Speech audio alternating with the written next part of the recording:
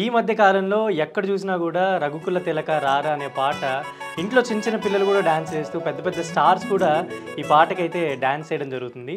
రఘుకుల తిలక రారా నిన్నెత్తి ముద్దులాడెదరా కోసల రామారారా కౌసల్య రామారారా రఘుకుల తిలక రారా నిన్నెత్తి ముద్దులాడెదరా.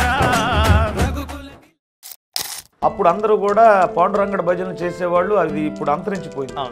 అప్పటి నుంచి ఉంది ఈ పాట. అయితే ఇప్పుడున్న ఫాస్ట్ బీట్ లేకుండా మామూలుగా ఉండేది.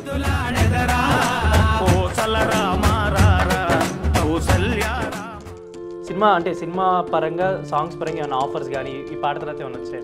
చరణ్ అర్జున్ గారికి ఫోన్ చేసింది, ఇది రఘుకుల తిలక పాడిన పాట ఉన్నాడు, ఆయన కోసం వెతుకుతున్నాను నేను అన్నాడు. ఆయన మ్యూజిక్ స్టూడియో చరణ్ గారు, ఈ మ్యూజిక్ స్టూడియో అంతా వాడుకుని వచ్చినప్పుడు ఎన్ని రోజులు కావాలో అన్ని రోజులు ఉండు.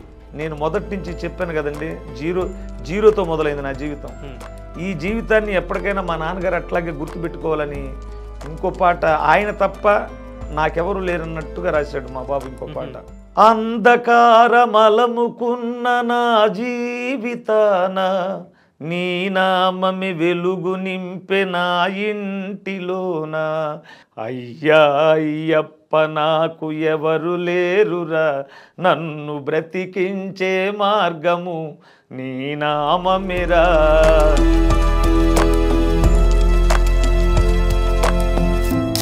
అప్పుడు అనుకున్నారా ఇంత వైరల్ అవుతుంది, ఇంత రీచ్ వెళ్తుంది అని చెప్పి? అయితే హిట్ పాట 1 మిలియన్ చూస్తారా 2 మిలియన్ చూస్తారా అని అనుకున్నాం. ఇంతగా అయితే ఎక్స్పెక్ట్ చేయలేదు. 11 మిలియన్స్ క్రాస్ అయింది.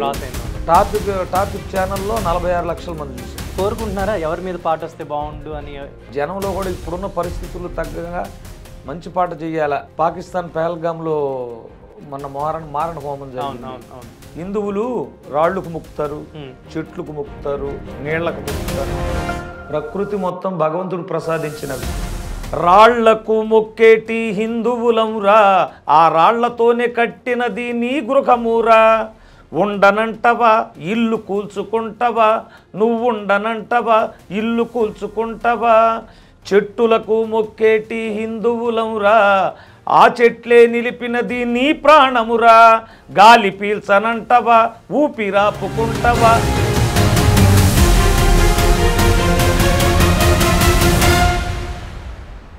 తెలుగు వన్ ప్రేక్షకులకు నమస్కారం.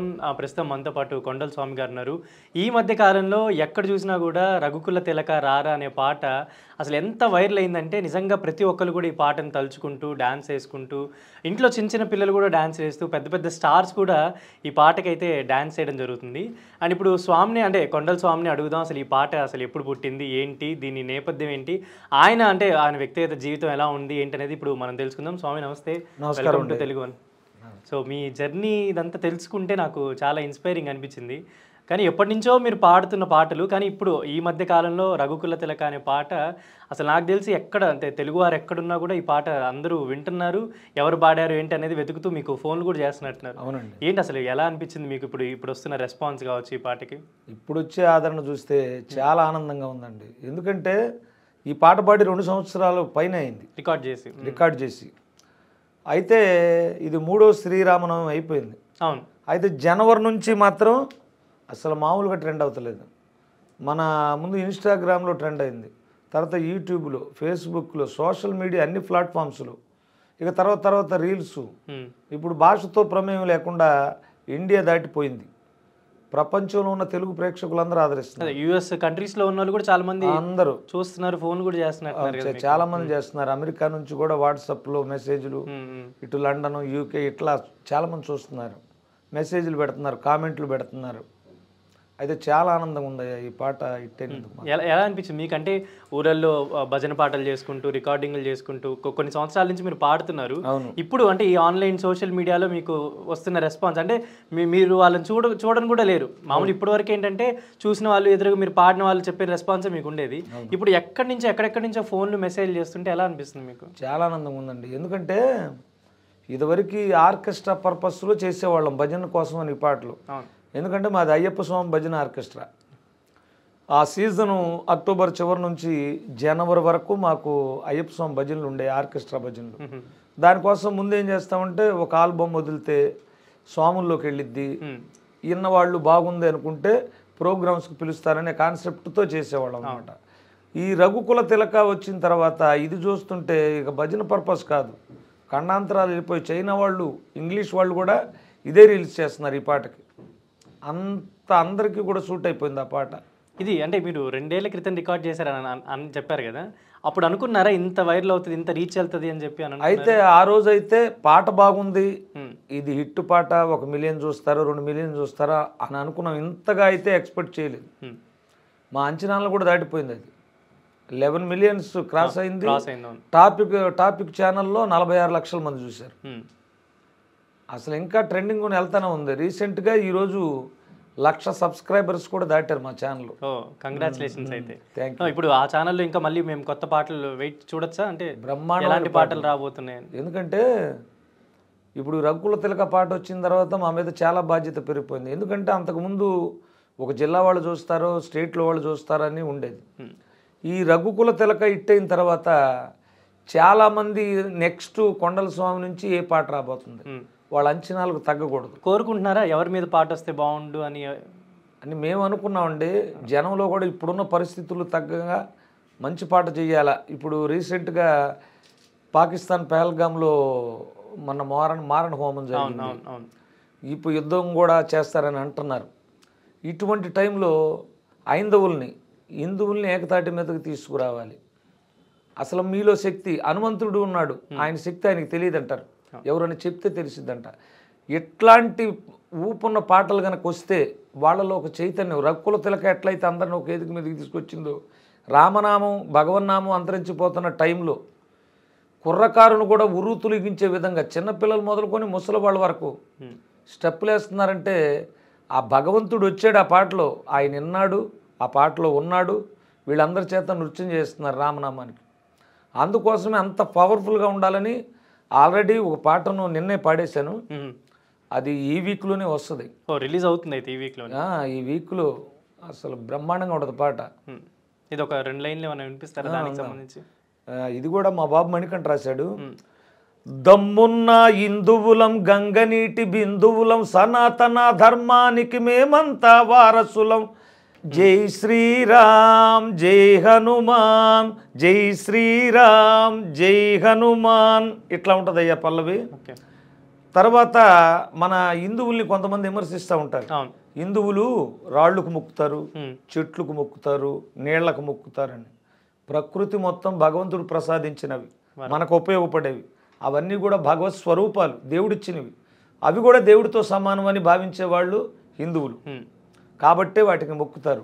అందుకోసమే చరణంలో ఏం రాసామంటే, రాళ్లకు మొక్కేటి హిందువులం రా, ఆ రాళ్లతోనే కట్టినది నీ గృహమురా, ఉండనంటవా ఇల్లు కూల్చుకుంటవా, నువ్వుండనంటవా ఇల్లు కూల్చుకుంటవా, చెట్టులకు మొక్కేటి హిందువులం రా, ఆ చెట్లే నిలిపినది నీ ప్రాణమురా, గాలి పీల్చనంటవా ఊపిరాపుకుంటవా, గాలి పీల్చనంటవా ఊపిరాపుకుంటవా, మేమెవ్వరి జోలికి వెళ్ళము, మా జోలికొచ్చారో అసలు వదిలిపెట్టము, ఛత్రపతి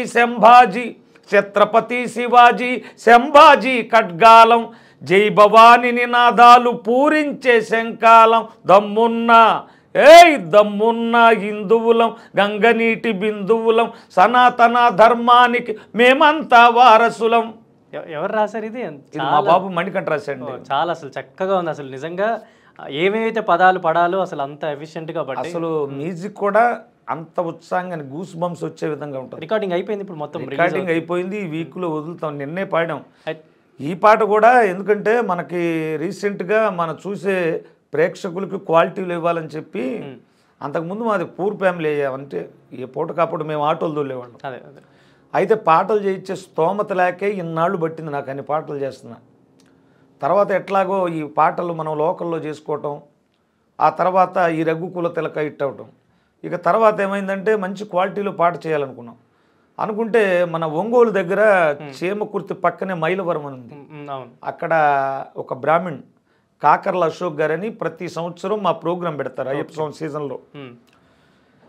వారే రఘుకుల తిలక చూసినప్పుడే అన్నాడు, ఇది వీడియో సాంగ్ చేద్దామండి, మీరు డబ్బులు లేదని ఇబ్బంది పడబాకండి, నేను చూసుకుంటాను అన్నారు. మాకు కారణాల వల్ల ఇల్లు కట్టుకుంటా వెళ్ళడానికి కుదరలా. తర్వాత ఈ పాట 2 లైన్లు వినిపించాం ఆయనకి. వినిపిస్తే బ్రహ్మాండంగా, ఆయన హైదరాబాద్లోనే ఉంటాడు, కాకర్లా సెక్యూరిటీ పోస్ట్ అని ఉంటారు. ఇక ఆయన నేను స్పాన్సర్ చేస్తానండి, మీరు మంచి క్వాలిటీలో చేయమంటే స్వరసుధ మ్యూజిక్ స్టూడియో అని నాగోల్ దగ్గర చేసాం. నిన్న పాడాం. అసలు ఆ పాట వచ్చిన తర్వాత ఇంకా ఎట్లుంటుందో ఫేవరు, ఇంకొక సెన్సేషన్ సెన్సేషన్. ఎందుకంటే ఏంటంటేనే అట్లా ఉంది, గూస్ బంప్స్ వస్తాయి. మ్యూజిక్ కూడా సూపర్ కుదిరింది అయ్యా. కాదు, ఇప్పుడు మీరు మామూలుగా ఆటో డ్రైవర్ అని చెప్పారు, ఆ పని వృత్తి చేసుకుంటూ ఇది చేసేవాళ్ళ, లేదంటే కంప్లీట్గా అది మానేసి ఇప్పుడు ఇది ఈ వృత్తిలోకి అది మానటమే లేదండి. నేను మొదట్లో మా బాబు పుట్టక ముందు ఆటోలో పాసెంజర్లు తోలేవాడిని, అప్పటి నుంచి ఆటోనే. ఇక ఇట్లా ఆటో తోలుతూ ఉండగా కొన్నాళ్ళ తర్వాత మనం తిరగలేకపోతున్నాం, బాడీకి తోలలేకపోతున్నాం, వయసు కూడా సహకరించటల్లా మా బాబు పుట్టిన తర్వాత. ఇక చిన్నగా రికార్డింగ్స్ వచ్చినాయి కదా ఇప్పుడు, పెన్ డ్రైవ్లో చేసుకోవటం, అవి చేయటం. మా బాబు ఏమనేవాడంటే అప్పుడు మైకులో చెబితే 300 ఇచ్చేవాళ్ళు అనౌన్స్మెంట్ సినిమాలకని ఓపెనింగ్లకని. ఇక మా బాబు ఒకరోజు కంప్యూటర్ కొనమన్నాడు మామూలుగా తనకు కావాలని. తర్వాత తను ఆడుకుంది లేదు, ఆ గేమ్స్ ఆడింది లేదు, పెట్టింది లేదు. తర్వాత నాన్న ఇట్లా మౌత్లో చెప్తే ఎందాక చెప్తావు, ఇందులో రికార్డింగ్ చేసే అవకాశం ఉంటుందని గూగుల్లో చూసి ఆ రికార్డు చేయటం నేర్పించాడు. ఇక అక్కడి నుంచి మన వాయిస్ బాగుండటం వల్ల చుట్టుపక్కల పరిసర ప్రాంతాల్లో ఏ సినిమా రిలీజ్ అయినా, ఓపెనింగ్లైనా కొంతమందికి రికార్డ్స్ ఇస్తూ ఉంటా. ఒక నేను 2 ఆటోలు ఏర్పాటు చేసుకున్నా, దాని మీద మైకులు కట్టుంటాయి. అనౌన్స్మెంట్ ఉంటే వెళ్ళటం, మా బాబు నేను, లేకపోతే ఇంటికి ఉంటాం. అదే మీ జీవనం. అది చేయటం, ఖాళీగా ఉన్నప్పుడు ఏదైనా సాంగ్స్ ఇట్లా చేసుకుంటూ ఉండటం, ఇట్లా చేస్తూ ఉంటాను అనమాట. సీజన్ వచ్చినప్పుడు ఇక అక్టోబర్ నుంచి మాల వేసుకుంటాం, ప్రోగ్రాలు చేస్తాం. మొత్తం అయ్యప్ప స్వామి భజన సీజన్ 15 మంది ట్రూప్ మాది. కొండల స్వామి అయ్యప్ప భజనలని ఏ ఊర్లో నేను విశాఖపట్నం దగ్గర నుంచి స్టీల్ ప్లాంట్లో చేసా, కడపలో చేసా, సత్తెనపల్లి, విజయవాడ, హైదరాబాద్ అట్లా చేస్తూ ఉంటా. మొత్తం సీజన్ మొత్తం ట్రూపే ఉంటుంది. సౌండ్ సిస్టము, ఆర్కెస్ట్రా, పాడేవాళ్ళు అందరూ ఉంటాం. ఇప్పుడు ఈ పాట అంటే నాకు తెలిసి ఈ మధ్య కాలంలో మీ చేత చాలా మంది పాడించుకున్నారు కాబట్టి, ఎలాగో ఇప్పుడు మీరు మా స్టూడియోలో ఉన్నారు కాబట్టి మేము కూడా అంటే మొన్న కార్తీ గారు డాన్స్ వేసినప్పుడు ఎవరో మొత్తానికి ఆ వీడియోకి ఆ సాంగ్ పెట్టారు. అవును. ఆ సాంగ్ పెట్టినప్పటి నుంచి ప్రతి ఒక్క హీరో అభిమాని కూడా వాళ్ళ ఎవరైతే ఫ్యాన్ హీరో ఉంటారో వాళ్ళకి ఆ పాట పెట్టేసుకొని ఆపాదించేసుకొని మొత్తం వాళ్ళని అలా చూసుకుంటున్నారు ఆ పాట రూపంలో. అంటే మీ పాట వల్ల వాళ్ళ హీరో కూడా అంత ఎలివేట్ అవుతున్నారు కాబట్టి ఒక్కసారి మేము మా స్టూడియోలో మీరు ఉన్నారు కాబట్టి మేము లైవ్లో మేము వినాలనుకుంటున్నాం. మా కోసం కూడా పాడితే మేము ఇంకా చాలా హ్యాపీగా ఫీల్ అవుతాం. పాడదాం. రఘుకుల తిలకారారా నిన్నెత్తి ముద్దులాడెదరా, కోసల రామారారా కౌసల్య రామారారా. రఘుకుల తిలకారారా నిన్నెత్తి ముద్దులాడెదరా, కోసల రామారారా కౌసల్య రామారారా. నుదుటిన కస్తూరి తిలకం, చిరునవ్వులు చిందే అదరం, మల్లెలు మాలలు గట్టి నీ మెడలో వేసెదరారా. రఘుకుల తిలకారారా నిన్నెత్తి ముద్దులాడెదరా, కోసల రామారారా కౌసల్య రామారారా. వెండి గిన్నెలో పాలు అవి నీకై ఉంచితిరారా, అల్లరి చేయగమాని నువ్వారగించగారారా. రఘుకుల తిలకారారా నిన్నెత్తి ముద్దులాడెదరా, కోసల రామారారా కౌసల్య రామారారా. బుగ్గన చుక్క పెట్టి నీ కనులకు కాటుక పెట్టి, నా మనసును మాలగజేసి నీ మెడలో వేసెదరారా. రఘుకుల తిలకారారా నిన్నెత్తి ముద్దులాడెదరా, కోసల రామారారా కౌసల్య రామారారా. అసలు చాలా చక్కగా ఉంది అసలు నిజంగా. అంటే పాడుతున్నప్పుడు కానీ వింటుంటే మనకు ఆయన రాముడి రూపం కానీ ఆయన చేసిన అంటే అవన్నీ మనకి కనిపిస్తూ ఉంటాయి అన్నమాట. అసలు ఈ పాట నేపథ్యం అంటే ఏంటి, అంటే ఎలా వచ్చింది మీరు, అంటే ఇది మీ ఓన్గా మీరు కంపోజ్ చేసుకున్న పాట లేదా ఎప్పటి నుంచో మనకి అంటే జనాల నానుడిలో ఉన్న పాటేనా ఇది? ఈ పాట ఎవరు రాసినటువంటిది కాదు, ఇప్పుడల్లా గత 40-50 సంవత్సరాల నుంచి కూడా ఈ పాండురంగడి చెక్క భజనలని ఉండేవి, ఇటు రాయలసీమ నుంచి ఇటు వరకు. అప్పుడు అందరూ కూడా పాండురంగడి భజనలు చేసేవాళ్ళు. అది ఇప్పుడు అంతరించిపోయింది. మురళి కోలాటం కర్రలతో వచ్చిన తర్వాత ఇక వాటిని పక్కన పెట్టారు, చిడతలెట్ కొట్టలేక. అప్పటి నుంచి ఉంది ఈ పాట. అయితే ఇప్పుడున్న ఫాస్ట్ బీట్ లేకుండా మామూలుగా ఉండేది. దాన్ని చాలామంది పాడుతూ వచ్చారు. ఇక 5-6 సంవత్సరాలు 7 సంవత్సరాల్లో కొంతమంది దాన్ని రికార్డింగ్ చేసి MP3 పాటలు యూట్యూబ్లో కూడా వదిలేరు ఇదే పాటని. తర్వాత నేను కూడా చేయటం జరిగింది. అది భగవంతుడి అనుగ్రహమో మరి నా పూర్వజన్మ సుకృతమో. నేను పాడిన పాట ప్రేక్షకులకు నచ్చటం, ఇంతమంది రీల్స్ చేయటం, ఇవన్నీ కూడా అది నా అదృష్టంగా భావించాలి. అంటే ఆ రాముడి అంటే కృప మీ మీద ఉన్నట్టే. అవును. అసలు అంటే చాలా మందికి కూడా పాటలు పాడుతూ ఉంటారు అందరూ కూడా. ఈ రేంజ్లో అంటే ఇప్పుడు మీకు ఏదైతే వచ్చిందో అసలు మీకు ఎలా సాధ్యమైంది ఇది అని చాలా మందికి డౌట్. ఇప్పుడు మీరేమన్నారంటే ఆటో డ్రైవర్ నేను ఇదే చేసుకుంటూ ఉండాలి. అసలు మీకు ఇది ఎలా వచ్చింది, ఈ పాట, ఈ విద్య ఎలా మీకు? రఘుకుల తిలక అనేది ఈ పాటను చాలా మంది పాడారు కదా. పాడిన నేను అనుకున్న కాన్సెప్ట్ వేరు. ఒక భగవంతుడు బాలరాముడు చిన్న పిల్లవాడు, ఆయన్ని మనం ఏ విధంగా ఫీల్ అయి పాడితే ఆ పాట మనసుకు అత్తుకుపోద్దని ఆలోచన చేస్తే నాకు వచ్చిన సందర్భం ఏంటంటే, ఒక తల్లి పుత్రవాత్సల్యంతో నేను తిననని మారం చేసే పిల్లవాడిని బుజ్జగిస్తా రామని చెప్పి ఎత్తుకొని ముద్దాడతానని చెప్పినట్టు చెబితే ప్రతి ఒక్కరికి బాగుంటుందని ఆ రోజు ఫీల్ అయ్యి, అందులో నాకు రాముడు అంటే చాలా ఇష్టం, నేను ఫీల్ అయి పాడిన పాట. ఈ రోజున కొంతమంది పిల్లలు, నేను చాలామంది దగ్గర ఉన్నా, ఏమండి స్వామి గారు మీ పాట వినకుండా మా అబ్బాయి నిద్రపోవటం లేదనేవాళ్ళు కొంతమంది, తినటం లేదనేవాళ్ళు కొంతమంది అయితే ఇది మతాలు భాషలు ప్రాంతాలు దాటిందయ్యా. కొంతమంది నా కామెంట్లు చూడండి పాట కింద, ఏమండి మేము క్రిస్టియన్స్ అండి, క్రైస్తవులం, మా ఇంట్లో పాట వినకుండా ఉండలేకపోతున్నాను. ముస్లిమ్స్ వాళ్ళు కూడా వింటున్నారు. అంటే ఏంటంటే భగవంతుడు సంకల్పం ఇది. ఎందుకంటే భగవన్నామాన్ని యూత్ మర్చిపోతున్నారు చాలామంది కూడా బిజీ లైఫ్లో. ఆ భగవన్నామాన్ని అందరి చేత, పసి పిల్లవాడు పసికందు నుంచి ముసలి వాళ్ళ వరకు ఆ నామం వినపడాలా అని ఆయన ఎంచుకున్నాడు. అది మీ ద్వారా నన్ను సమిధన చేసి నా ద్వారా బయటికి పంపించాడు. ఎందుకు? ఇందులో నన్ను కూడా కలుపుకొని నాకు పేరు రావాలి, ఇతని ద్వారా అని భారీ మూల్యం చెల్లించి నన్ను హైలైట్ చేయడం కోసం ఆయన నా నుంచి వచ్చి అందరి చేత ఇలా చిందులు పాటిస్తున్నాడు. అండ్ మీకు ఎప్పుడైనా అంటే ఇప్పుడు ఇన్ని సంవత్సరాల నుంచి మీరు భజన పాటలు పాడుతున్నారు, అయ్యప్ప స్వామి కావచ్చు, రాముల వారి కావచ్చు, ఇలా కీర్తనలు ఇవన్నీ పాడుతున్నారు కాబట్టి మీకు ఎప్పుడైనా రాముల వారి కల్లోకి రావడం అలా ఏమన్నా అనిపిస్తుంది? అంటే ఎప్పుడైనా పాడేటప్పుడు మనలో తన్మయత్వం చెందుతారు అంటారు కదా, మీకు ఎప్పుడైనా రాముల వారి తన్మయత్వం అయితే ఎప్పుడు ఉంటుందయ్యా. ఎందుకంటే భగవంతుడిని పాడేటప్పుడు నేను దాన్ని ఊహించుకుంటా, అదైతే ఉంది. ఇక భగవంతుడు కల్లో కనపడ్డా ఏమన్నా చెప్పాడు అన్నారే, దానికి నిర్వచనం ఏంటంటే, భగవంతుడు నాకు కనపడటానికి ఆయన అక్కడ ఉంటే కదా, నాలోనే ఉన్నాడు ఆయన. అంతే. చూడగలిగి ఉంటే ప్రతి మనిషిలో భగవంతుడు ఉంటాడు. చూడండి, మనం అద్దం ముందుకు వెళ్తాం, మన ప్రతిబింబం అవతల నుంచి ఇటు కనపడాలంటే మనలో ఆ అద్దానికి ఉన్న మాలిన్యాన్ని తీసి తుడిచేయాలి, అప్పుడు ప్రతిబింబం చక్కగా కనపడింది.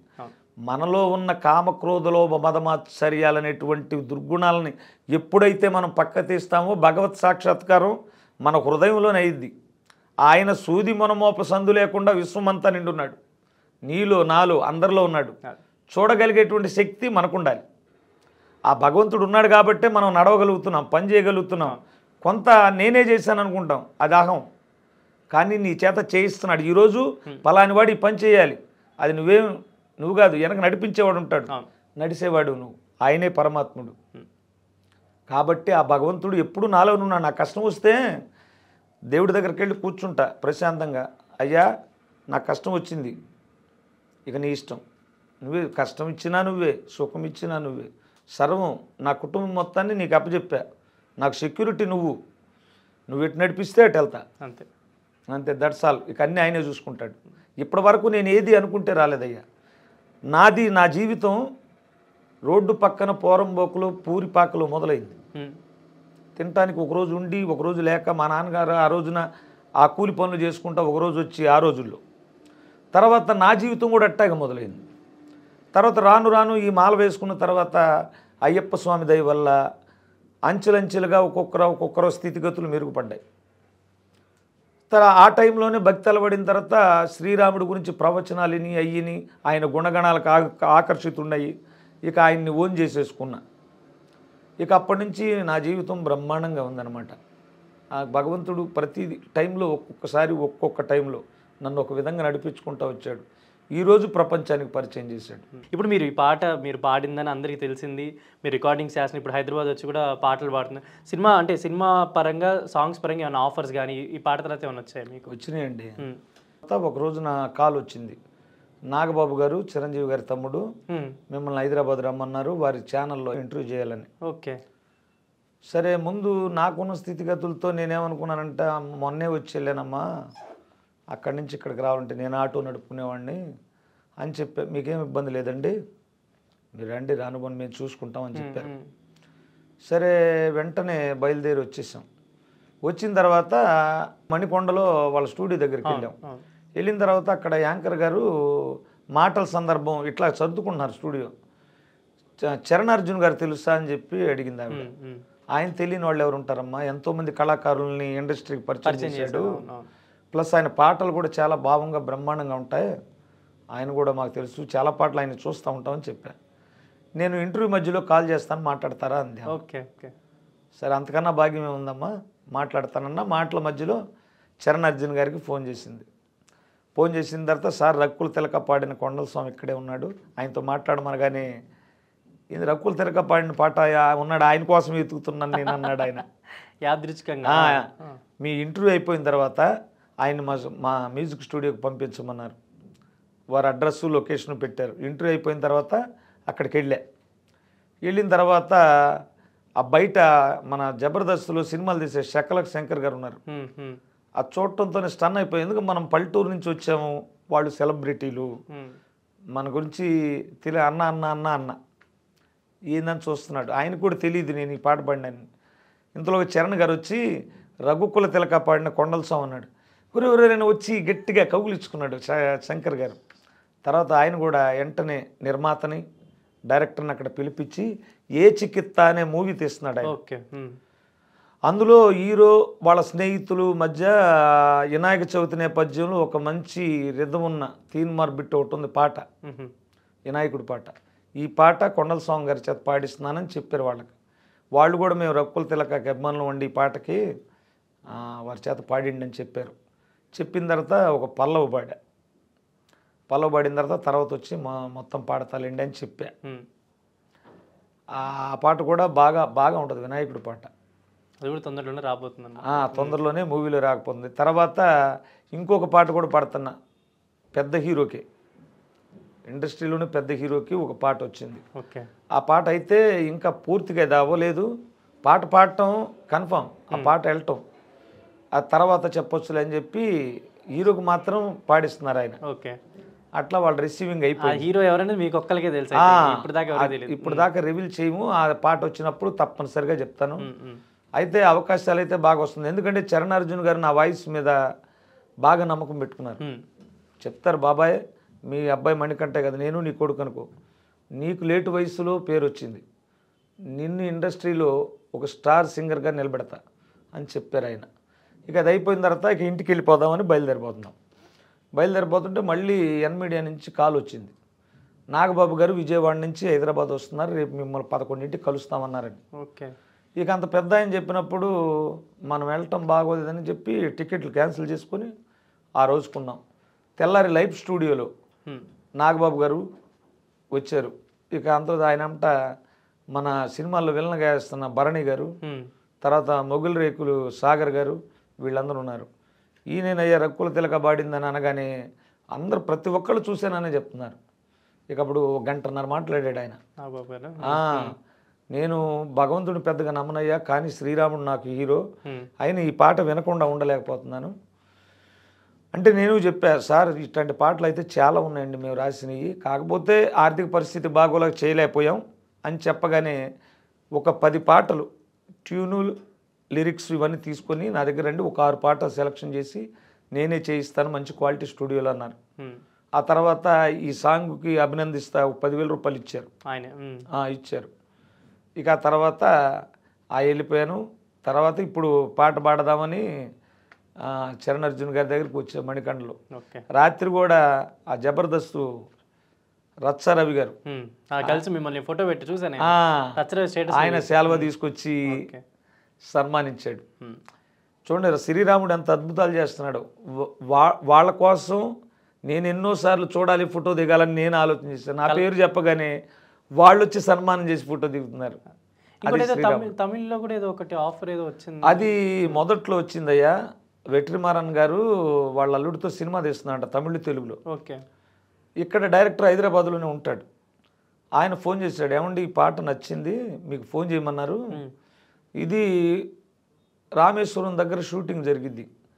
అయితే అక్కడ తమిళ్లో కాకుండా తెలుగులో దీన్ని శివుడి మీద లిరిక్స్ మార్చి పాడాలి.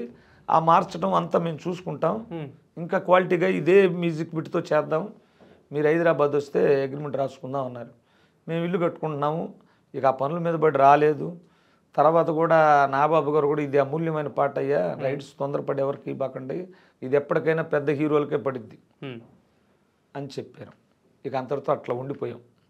ఇక తర్వాత ఇది అయిపోయిన తర్వాత నేను వెళ్ళగానే అసలు ఇప్పుడు ప్రతి ఒక్కళ్ళు కూడా గుర్తుపడుతున్నారని చెప్పే కదా, చాలామంది ఇప్పుడు గర్వంగా సన్మానాలు కూడా చేస్తున్నారు. రీసెంట్గా 30వ తారీఖు